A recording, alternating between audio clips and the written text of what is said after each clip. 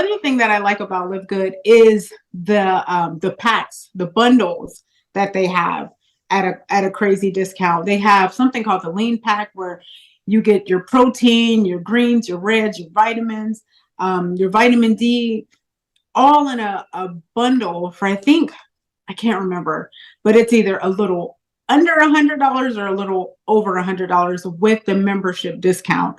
And people should really go, and this is what drew me. People should really take a look at the product page to compare the membership price versus the retail price, the non-member price, and compare these products also to leading products that's not LiveGood. Compare them to LiveGood's products. Like, there's different greens and stuff that's way more expensive, but LiveGood would have more. They have their proprietary.